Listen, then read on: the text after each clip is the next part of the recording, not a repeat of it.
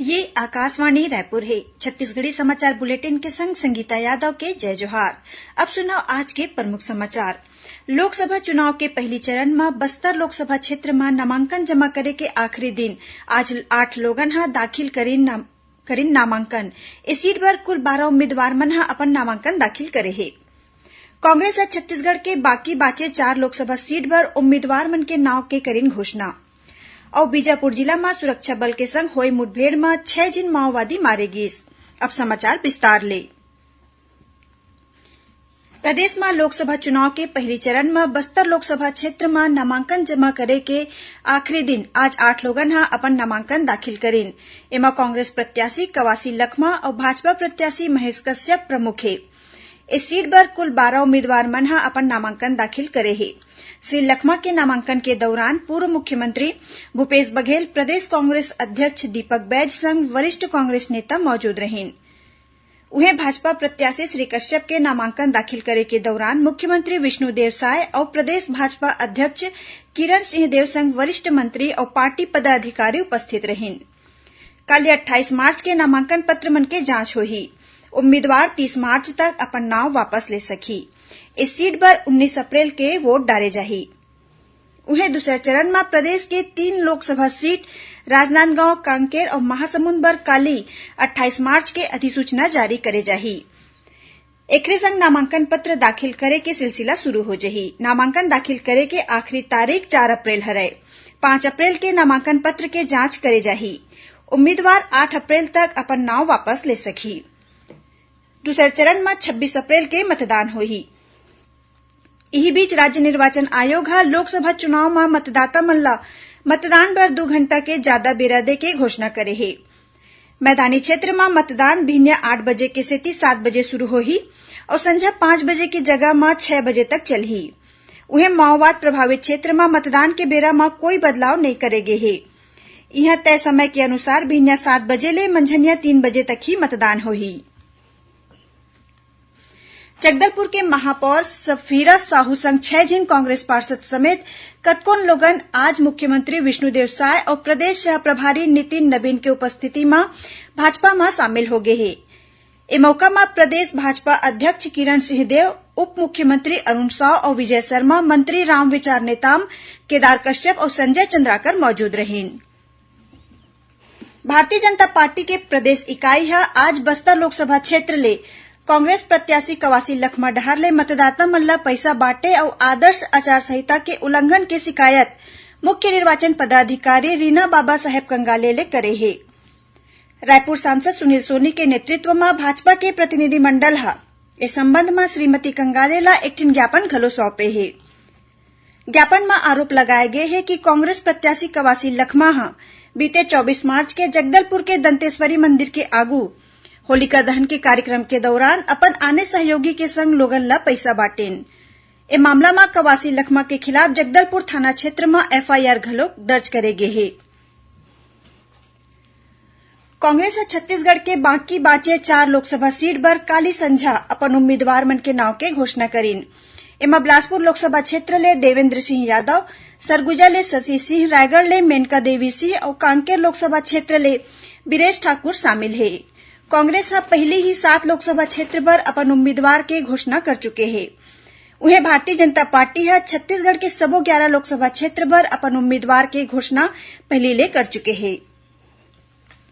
छत्तीसगढ़ी समाचार बुलेटिन आपन आकाशवाणी रायपुर ले सुनत हो। छत्तीसगढ़ के खबर ले है आपके वास्ता और खबर के विश्वसनीयता ले है हमार वास्ता। आकाशवाणी समाचार रायपुर के प्रादेशिक समाचार बुलेटिन के संगे संग हमार समसामयिक कार्यक्रम आप रेडियो के संग अपन मोबाइल में घलो सुन सकत हो। आकाशवाणी समाचार फेसबुक, ट्विटर और यूट्यूब में घलो हावय। हमार फेसबुक पेज हरे Chhattisgarh news on AIR, Twitter handle CGAIR news और हमार यूट्यूब चैनल हरे छत्तीसगढ़ AIR न्यूज। तो अब रेडियो के संगे संग आपके मोबाइल के माध्यम ले हम आप तक पहुंचत हन। छत्तीसगढ़ के हर खबर पर सुनत रहो आकाशवाणी समाचार। अब आगू बाढ़बो बाचे समाचार कोती। बीजापुर जिला में आज सुरक्षा बल और माओवादी मन के बीच हुए मुठभेड़ में 2 जिन माई लोगिन समेत 6 जिन माओवादी मारे गए हैं। मारे गए सबो माओवादी के शव बरामद कर ले गए है। जिला के पुलिस अधीक्षक जितेंद्र कुमार यादव हा बताइन की कोबरा बटालियन, सीआरपीएफ और डीआरजी के संयुक्त टीम हा बासागुड़ा थाना क्षेत्र ले तलाशी अभियान में निकले रहेन। ए दौरान चिपुरभट्टी इलाका में तालपेरू नदी के तीर पहली ले घात लगाए बैठे माओवादी मन हा प्लाटून नंबर 10 के सदस्य मन हा सुरक्षा बल ऊपर फायरिंग शुरू कर दीस।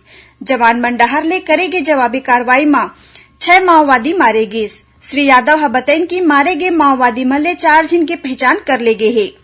एमा डिप्टी कमांडर नागेश और खरपत्नी सोनी के संग सदस्य गंगी और आयतू शामिल है।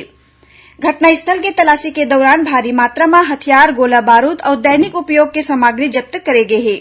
इस क्षेत्र में सर्चिंग अभियान जारी है। भारतीय जनता पार्टी हा छत्तीसगढ़ में लोकसभा चुनाव बर 40 स्टार प्रचारक मन के सूची जारी कर दे है। स्टार प्रचारक में प्रधानमंत्री नरेंद्र मोदी, राष्ट्रीय अध्यक्ष जगत प्रकाश नड्डा, रक्षा मंत्री राजनाथ सिंह, गृह मंत्री अमित शाह और परिवहन मंत्री नितिन गडकरी शामिल है।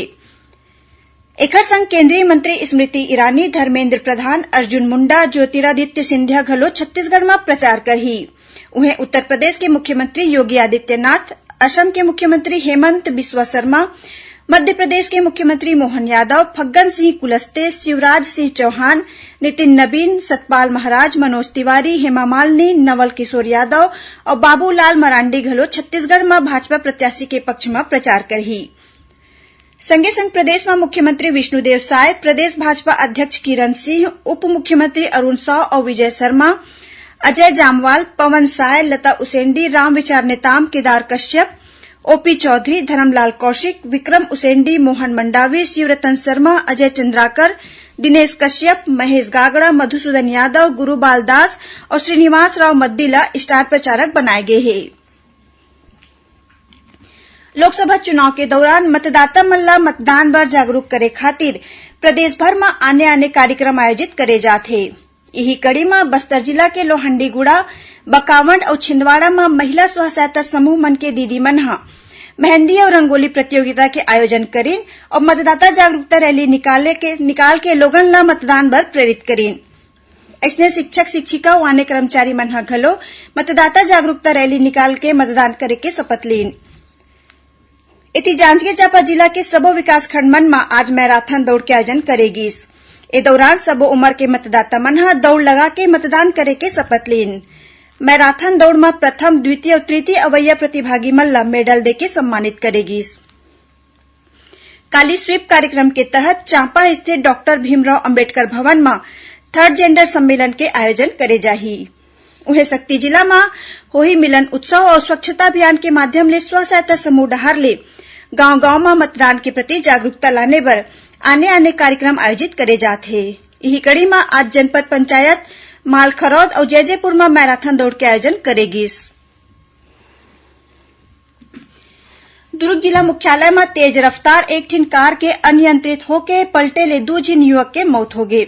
उन्हें 2 झिन आने युवक गंभीर रूप ले घायल हो गए हैं, जौन मन ला अस्पताल में भर्ती कराए गए हैं। खबर के मुताबिक बीते रथिया सिकोला भाटा निवासी 4 युवक कार में सवार होके घूमे बर निकले रहिन। इही दौरान उखर कार अनियंत्रित होके डिवाइडर ले जा टकराइस। कार के रफ्तार बहुत तेज रहीस, जेखर ले कतकोन फीट ऊपर हवा में उछलिस और पलट गए। ए हादसा में कार चालक संग 2 लोगन के मौका में ही मौत हो गई। आखिर में प्रमुख समाचार एक घाव फेर। लोकसभा चुनाव के पहली चरण में बस्तर लोकसभा क्षेत्र में नामांकन जमा करे के आखिरी दिन आज 8 लोगन हा दाखिल करीन नामांकन। इस सीट पर कुल 12 उम्मीदवार मन हा अपन नामांकन दाखिल करे है। कांग्रेस छत्तीसगढ़ के बाकी बाँचे 4 लोकसभा सीट पर उम्मीदवार मन के नाव के करीन घोषणा।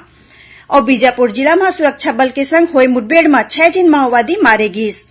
एकरे संग छत्तीसगढ़ी समाचार बुलेटिन इहे सिरावत है। जय जोहार।